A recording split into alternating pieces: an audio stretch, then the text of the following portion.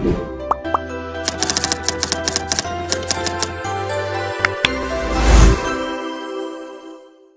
آپ نے خریدا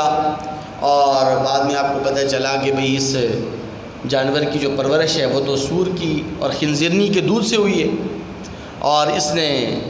چھوٹی عمر میں جب یہ دودھ پیتا تھا، بکری کا بچہ ہے یا بیل کا بچہ، گائے کا بچہ ہے، بیل ہے، اور آپ کو پتہ چلا کہ اس نے بچپن میں جب دودھ اس نے پیا تو خنزیرنی کا دودھ اس نے پی لیا تھا، سور کا دودھ اس نے پی لیا، تو اب اس جانور کا کیا حکم ہے؟ تو یہ بھی لوگ آج کل بہت سے لوگ یہ مسئلہ پوچھتے ہیں۔ تو دیکھیے، اللہ تبارک و تعالیٰ نے جن جانوروں کو حلال قرار دیا نا، ان کو کوئی دوسری چیز حرام نہیں کر سکتی ہے جب تک کہ غیر اللہ کے نام پر ان کو وقف نہ کیا جائے اور غیر اللہ کے نام پر ان کو ذبح نہ کیا جائے۔ اس وقت تک کوئی بھی معقول اللحم جانور، یعنی جن جانوروں کا گوشت کھایا جاتا ہے، تو ان جانوروں کو کوئی دوسری چیز حرام نہیں کر سکتی۔ تو اس لیے اگر کسی جانور کے متعلق یہ پتہ چل جائے کہ یہ اس جانور نے خنزیرنی کا دودھ پی لیا تھا اور سور کا دودھ اس نے پی لیا، تو اس صورت کے اندر، یعنی سور سے مراد میری خنزیرنی ہے، مؤنث مادہ جسے کہتے ہیں، اس کا دودھ اگر کسی جانور نے پی لیا تو اس کی قربانی درست ہے، اس کی قربانی جائز ہے، اس کا گوشت کھانا بھی جائز ہے، کوئی اس میں قباحت، کوئی حرج اس میں نہیں ہے۔ البتہ فقہاء کرام نے اتنی بات ضرور لکھی ہے کہ ایسے جانور کو قربانی سے کچھ وقت پہلے خرید لیا جائے اور کچھ دن پہلے اس کو حلال، یعنی پاک جو گھاس واس ہے اور دوسری چیزیں ہیں جو حلال چیزیں ہیں وہ اسے کھلائی جائیں، تاکہ وہ خنزیرنی کے دودھ کے جو اثرات ہیں، جو جراثیم ہیں، جو اثرات وغیرہ ہیں، وہ ختم ہو جائیں اور وہ زائل ہو جائیں، تو پھر ایسے جانور کو آپ اس کی قربانی بھی کر سکتے ہیں، اس کی قربانی بھی جائز ہے۔ ایک اور اہم ترین مسئلہ جس کی طرف توجہ دلانا مقصود ہے، اور وہ مسئلہ عام طور پر لوگوں کے ذہنوں میں مستحضر نہیں ہوتا، بہت سارے لوگ اس مسئلے کے اندر غلط فہمی کا شکار ہیں، اور وہ مسئلہ یہ ہے کہ لوگ کہتے ہیں کہ ہم نے اس سال اپنے والد صاحب کے نام پر قربانی کرنی ہے، ٹھیک ہے جی، پھر کہتے ہیں جی ہم نے اس سال والدہ کے نام پر قربانی کرنی ہے،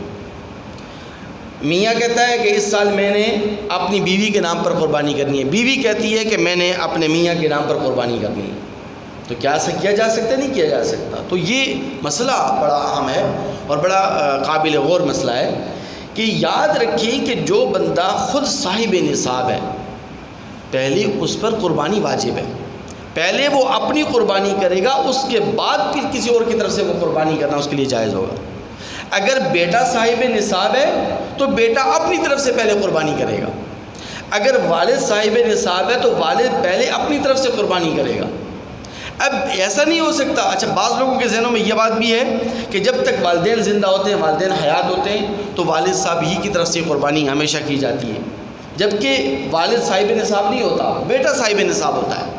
بیٹا جو ہے نا وہ صاحب نصاب ہوتا ہے اور صاحب حیثیت ہوتا ہے، تو وہ صاحب حیثیت صاحب نصاب بیٹا اپنے والد کے نام پر قربانی کر رہا ہوتا ہے، تو اب یہ قربانی ہو تو جاتی ہے، لیکن اس بیٹے کے ذمہ جو واجب رہ گیا نا، واجب، یہ واجب رہ جانے کی وجہ سے یہ گنہگار ہے، اس کی پکڑ ہوگی، اس کی گرفت ہوگی۔ اسی طرح اگر والد خود صاحب نصاب ہے اور والد الگ صاحب نصاب ہے، بیٹا الگ صاحب نصاب ہے، چاہے ایک بیٹا، دو بیٹے، تین بیٹے، اگر سارے کے سارے بیٹے صاحب نصاب ہیں تو سب پر الگ الگ قربانی ہے، والد اپنی طرف سے الگ قربانی کرے گا، بیٹے اپنی طرف سے الگ قربانی کریں گے۔ اسی طرح اگر بیوی صاحب نصاب ہے تو بیوی نے سب سے پہلے اپنی طرف سے قربانی کرنی ہے، اور اگر شوہر صاحب نصاب ہے تو پہلے اس نے اپنی طرف سے قربانی کرنی ہے۔ ہاں یہ ضرور کیا جا سکتا ہے، ایک بیٹا ہے جو صاحب حیثیت ہے، صاحب ثروت ہے، اللہ تبارک و تعالی ہمارے دولت کی نعمت سے نوازا ہے، اگر وہ اپنے والدین کے نام پر بھی قربانی کرنا چاہتا ہے تو وہ پہلے یہ کرے کہ پہلے اپنے واجب قربانی کرے، واجب قربانی کرنے کے بعد پھر اپنے والدین کی طرف سے دوسری قربانی کر لے، اگر والدہ کی طرف سے کرنا چاہے والدہ کی طرف سے تیسری قربانی کر لے، یا کوئی عزیز رشتہ دار، کوئی اس کا قریبی رشتہ دار فوت ہو گیا ہے تو اس کی طرف سے وہ ایک اور قربانی کر لے۔ لیکن جس بندے کے اوپر قربانی واجب ہے، جو خود صاحب نصاب ہے، پہلے اس نے اپنی قربانی کرنی ہے، اس کے بعد پھر جو ہے وہ دوسرے کے نام پر وہ قربانی کرے گا، کیونکہ اگر وہ اپنی واجب قربانی کو چھوڑ کے دوسری کی طرف سے قربانی کرے گا، قربانی کی جو فریضہ ہے وہ تو ادا ہو جائے گا، لیکن اس بندے کے ذمے جو واجب ہے وہ باقی رہ جائے گا، اور واجب چھوڑنے کی وجہ سے چونکہ انسان گناہ گار ہوتا ہے، اللہ تعالیٰ کا مجرم ہوتا ہے، تو اس لیے یہ مسئلہ بڑا اہم تھا جو آپ کے سامنے عرض کیا